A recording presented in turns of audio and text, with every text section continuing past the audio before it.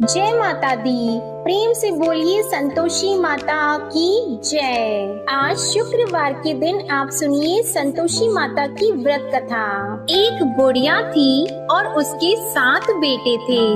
6 बेटे कमाने वाले थे और एक बेटा निकम्मा था। बुढ़िया माँ 6 पुत्रों की रसोई बनाती, भोजन कराती और पीछे से जो कुछ बचता वो 7वें पुत्र को दे देती। परंतु वह बड़ा भोला भाला था, मन में कुछ विचार नहीं करता था। एक दिन वह अपनी बहू से बोला, देखो मेरी माता का मुझ पर कितना प्रेम है। वह बोली, क्यों नहीं, सबका झूठा बचा हुआ तुमको खिलाती है। वह बोला, ऐसा भी हो सकता है क्या? मैं जब तक आँखों से न देखूं मान नहीं सकता। बहू ने हंसकर कहा, देख लोगे तब तो मानोगी। कुछ दिन बाद बड़ा त्योहार आया। घर में 7 प्रकार के भोजन और चूरमा के लड्डू बने। वह जांचने को सर के दर्द का बहाना कर पतला कपड़ा सिर पर ओढ़कर रसोई घर में सो गया और कपड़े में से सब देखता रहा। 6 भाई भोजन करने आए। उसने देखा माँ ने उनके लिए सुंदर सुंदर आसन बिछाए, 7 प्रकार की रसोई परोसी। वह आग्रह करके जिमाती रही, वह देखता रहा। 6 भाई भोजन कर उठे तब माँ ने उनकी झूठी थालियों में से लड्डुओं के टुकड़ों को उठाया और एक लड्डू बनाया। झूठन साफ करके बुढ़िया माँ ने पुकारा, उठ बेटा, 6 भाई भोजन कर गए, अब तू ही बेटा बाकी है, उठ और तू कब खाएगा? वह कहने लगा, माँ मुझे भोजन नहीं करना, मैं परदेश जा रहा हूँ। माता ने कहा, कल जाता तो आज ही जा। वह बोला, हाँ हाँ आज ही जा रहा हूँ। यह कहकर वह घर से निकल गया। चलते समय उसे बहू की याद आई। वह गौशाला में कंडे थाप रही थी। वह उसे जाकर बोला कि मेरे पास तो कुछ नहीं है, यह अंगूठी है, सो ले लो और अपनी कुछ निशानी मुझे दे दो।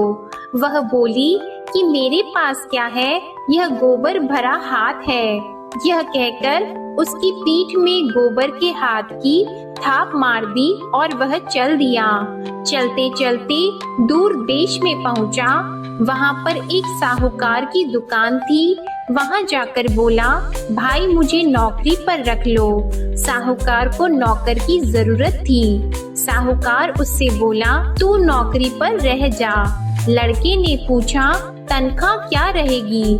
साहूकार ने कहा, काम देखकर दाम मिलेंगे। साहूकार की नौकरी मिल गई। वह सवेरे 6 बजे से रात्रि 12 बजे तक नौकरी करने लगा।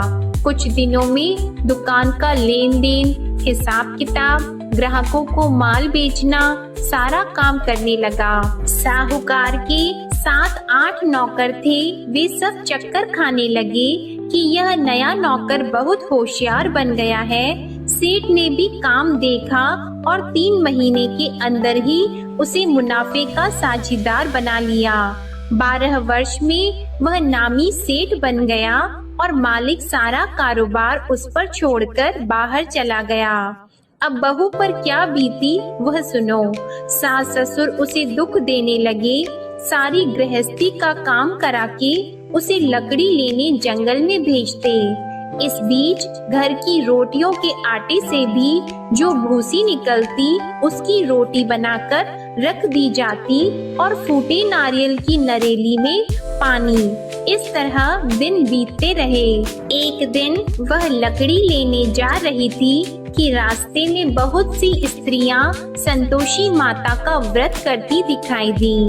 वहाँ यह खड़ी होकर कहने लगी, बहनों, यह तुम किस देवता का व्रत करती हो और इसके करने से क्या फल होता है? इस व्रत के करने की क्या विधि है? यदि तुम अपने इस व्रत का विधान मुझे समझाकर कहोगी तो मैं तुम्हारा बड़ा एहसान मानूंगी। तब उनमें से एक स्त्री बोली, सुनो, यह संतोषी माता का व्रत है। इसके करने से निर्धनता दरिद्रता का नाश होता है, लक्ष्मी आती है, मन की चिंताएं दूर होती हैं, घर में सुख होने से मन को प्रसन्नता और शांति मिलती है। निपुत्री को पुत्र मिलता है, प्रीतम बाहर गया हो तो शीघ्र आता है। कुंवारी कन्या को मन पसंद वर मिलता है। राजद्वार में बहुत दिनों से मुकदमा चलता हो तो वह भी खत्म होता है।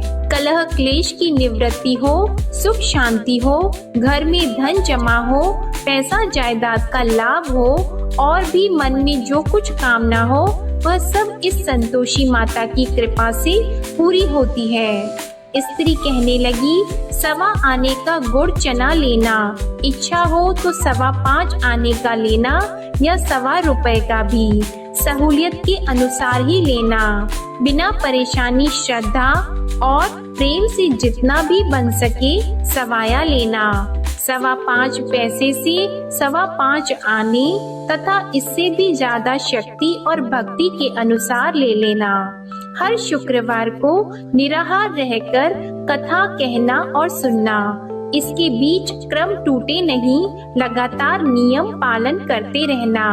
सुनने वाला कोई न मिले तो घी का दीपक जलाकर उसके आगे जल के पात्र को रखकर कथा कहना, परंतु नियम न टूटे। जब तक कार्य सिद्ध न हो नियम पालन करना और कार्य सिद्ध हो जाने पर व्रत का उद्यापन करना।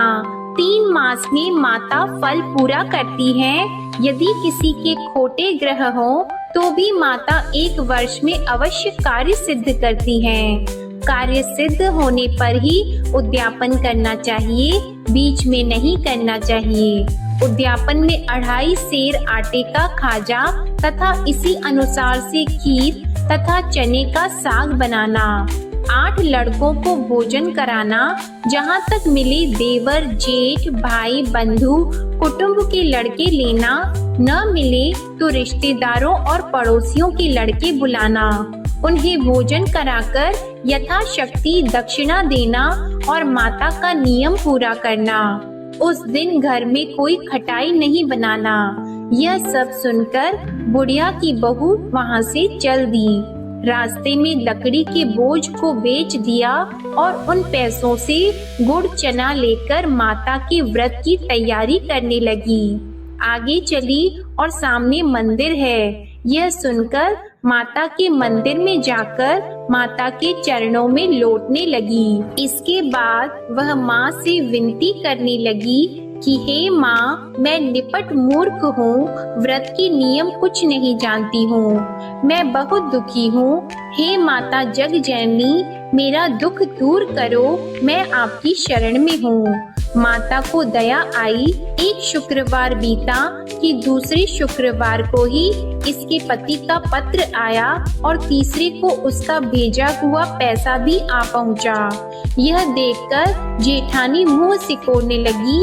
इतने दिनों में इतना पैसा आया, इसमें क्या बढ़ाव है। लड़के ताने देने लगे कि काकी के पास अब पत्र आने लगे, रुपए आने लगा, अब तो काकी की खातिर बढ़ जाएगी, अब तो काकी बुलाने से भी नहीं बोलेगी। बेचारी सरलता से यह कहती है कि भैया पत्र आएगा, रुपए आएंगे तो हम सबके लिए अच्छा है।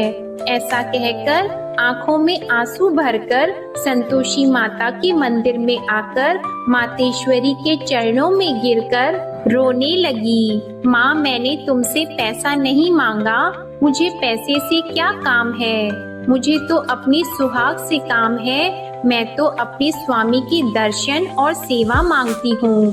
तब माता ने प्रसन्न होकर कहा, जा बेटी, तेरा स्वामी आएगा। यह सुनकर खुशी से वह बावली होकर घर जाकर काम करने लगी। अब संतोषी माँ विचार करने लगी, इस भोली पुत्री से मैंने कह तो दिया कि तेरा पति आएगा, पर आएगा कहाँ से? वह तो इसे स्वप्न में भी याद नहीं करता। इसे याद दिलाने तो मुझे ही जाना पड़ेगा। इस तरह माता उस बुढ़िया के बेटे के पास जाकर स्वप्न में प्रकट होकर कहने लगी, साहूकार के बेटे, सोता है या जागता है? वह कहता है, माता सोता भी नहीं हूँ, जागता भी नहीं हूँ, बीच में ही हूँ, कहो क्या आज्ञा है। माँ कहने लगी, तेरा घर बार है या नहीं। वह बोला, मेरा सब कुछ है माता, माँ बाप भाई बहन बहू, क्या कमी है। माँ बोली, पुत्र तेरी घरवाली कष्ट उठा रही है, माँ बाप उसे दुख दे रहे हैं, वह तेरे लिए तरस रही है, तू उसकी सुध ले। वह बोला, हाँ माता, यह तो मुझे मालूम है, परंतु जाऊं कैसे। परदेश की बात है, लेन देन का कोई हिसाब नहीं, कोई जाने का रास्ता नजर नहीं आता, कैसे चला जाऊं। माँ कहने लगी, मेरी बात मान, सवेरे नहा धोकर संतोषी माता का नाम लेकर घी का दीपक जलाकर दंडवत कर दुकान पर जा बैठना। देखते देखते तेरा लेन देन चुक जाएगा, जमा माल बिक जाएगा, सांझ होते होते धन का ढेर लग जाएगा। अब तो वह सवेरे बहुत ही जल्दी उठकर मित्र बंधुओं से अपने सपने की बात कहता है। वे सब उसकी बात अनसुनी करके खिल्ली उड़ाने लगे, कहीं सपने भी सच्चे होते हैं। एक बूढ़ा बोला, देख भाई मेरी बात मान, इस तरह साच झूठ कहने के बदले देवता ने जैसा ही कहा है वैसा ही करना, तेरा क्या जाता है। अब बूढ़े की बात मानकर वह नहा धोकर संतोषी माता को दंडवत कर घी का दीपक जलाकर दुकान पर जा बैठता है। थोड़ी देर में वह क्या देखता है कि देने वाले रुपया लाए, लेने वाले हिसाब लाए। कोठे में भरे सामानों के खरीदार नगद में सौदा करने लगे। शाम तक धन का ढेर लग गया। मन में माता का नाम लेकर प्रसन्न होकर घर जाने के वास्ते गहना कपड़ा सामान खरीदने लगा। यहाँ के काम से निपट घर को रवाना हुआ।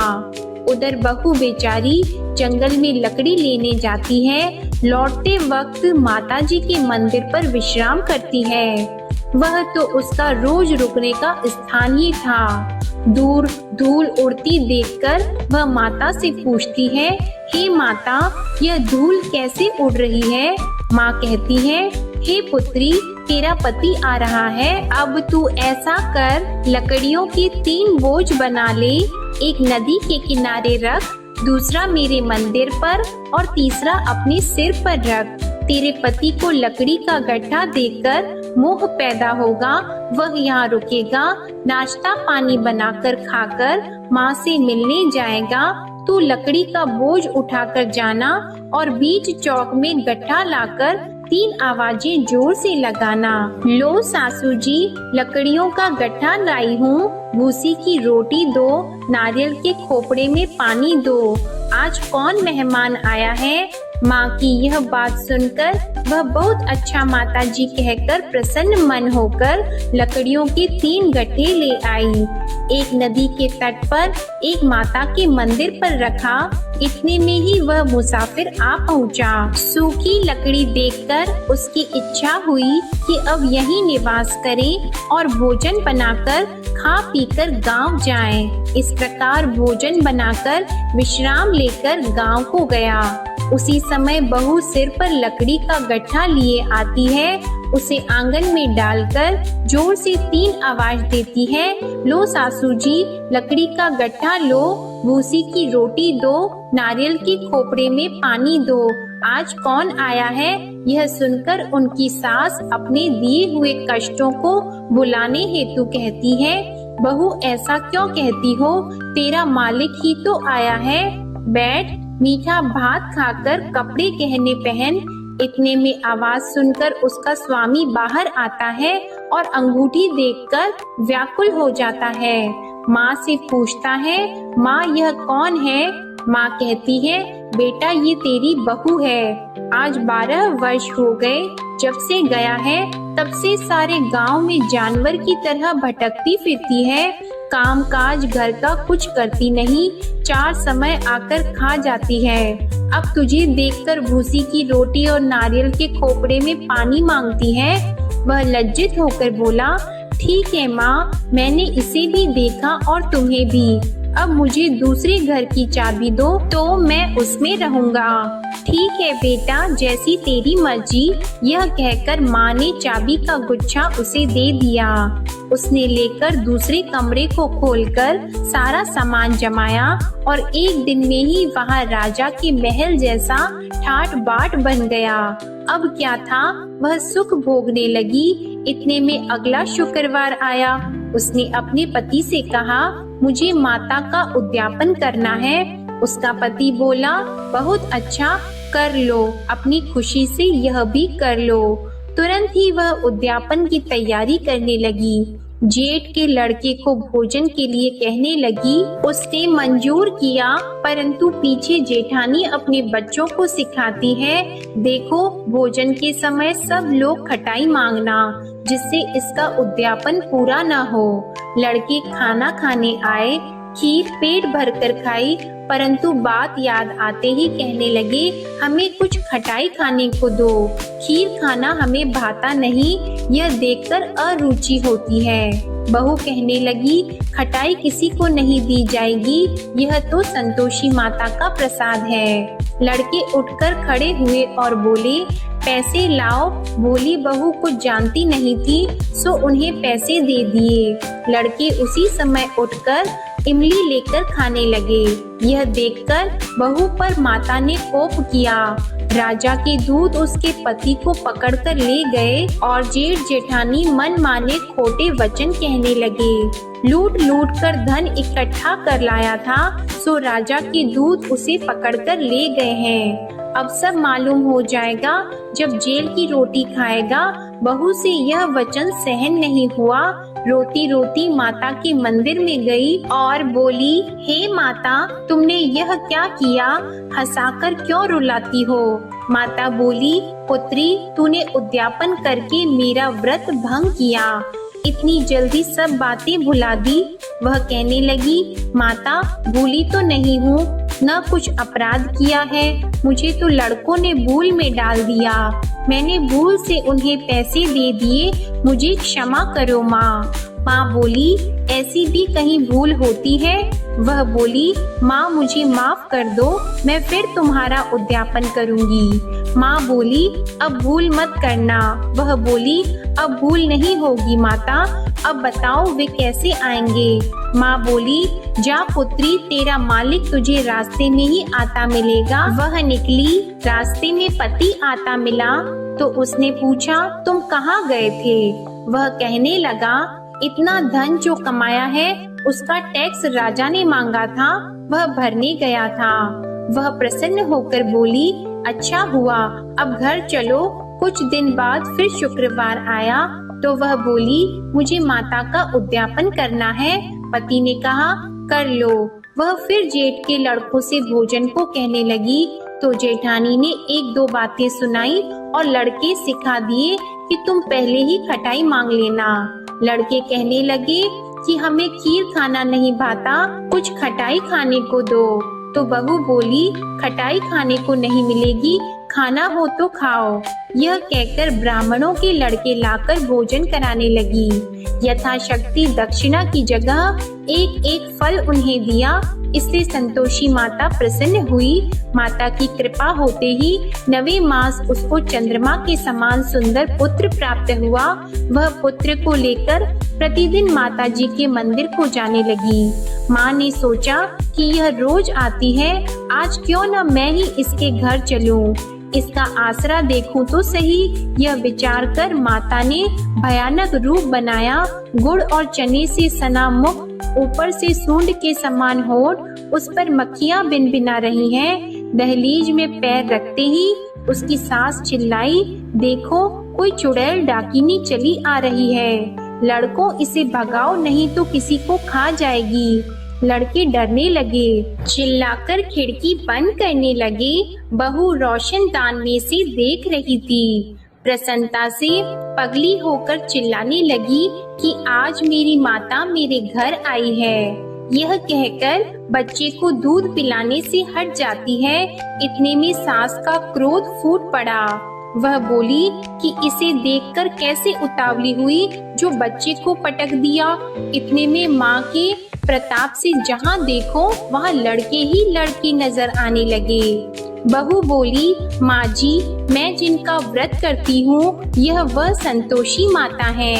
इतना कहकर झट से सारे घर के किवाड़ खोल दिए और सबने माता के चरण पकड़ लिए और विनती कर कहने लगे, हे माता, हम मूर्ख हैं, अज्ञानी हैं, तुम्हारे व्रत की विधि हम नहीं जानते हैं। तुम्हारा व्रत भंग करके हमने बहुत बड़ा अपराध किया है।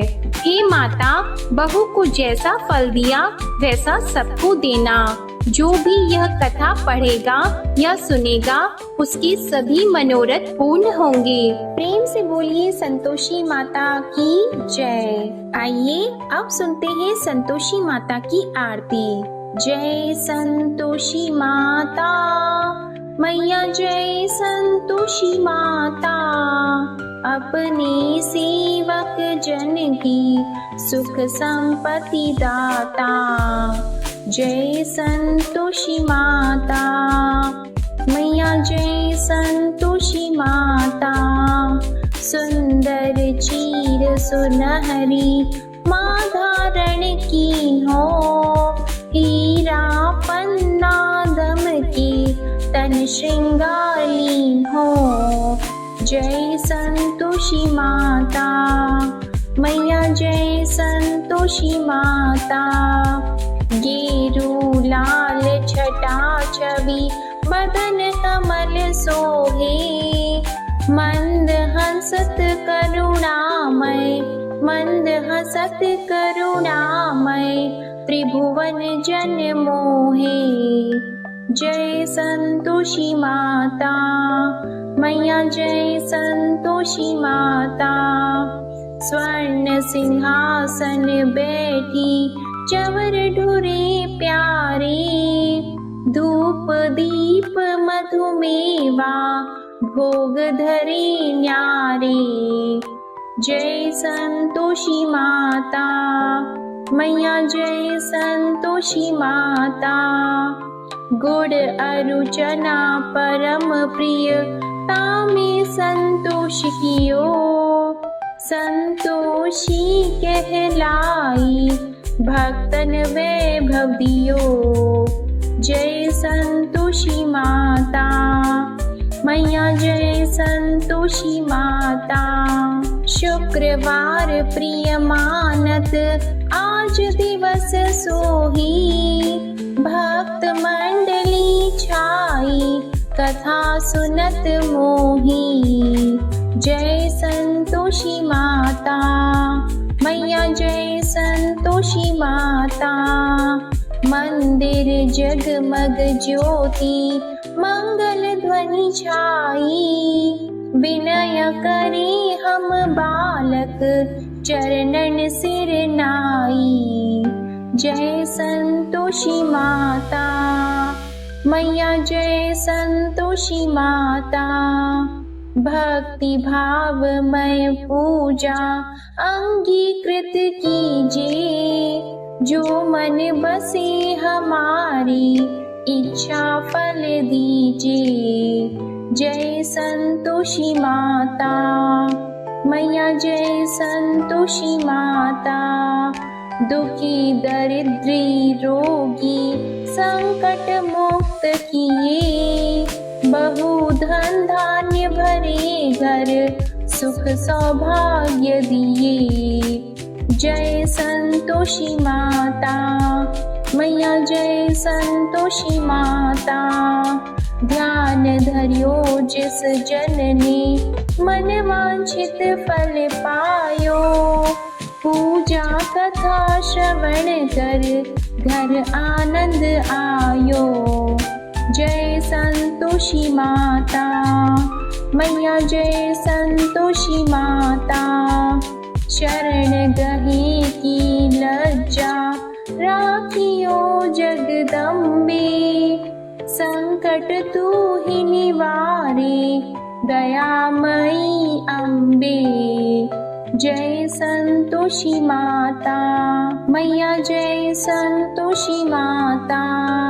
संतोषी माँ की आरती जो कोई नर गावे, रिद्धि सिद्धि सुख संपत्ति जी भर कर पावे। जय संतोषी माता। मैया जय संतोषी माता। जय संतोषी माता। प्रेम से बोलिए संतोषी माता की जय। आपको आज की कथा पसंद आए तो वीडियो को लाइक करके चैनल को जरूर सब्सक्राइब करिएगा और कमेंट में संतोषी माता की जय भी जरूर लिखिएगा।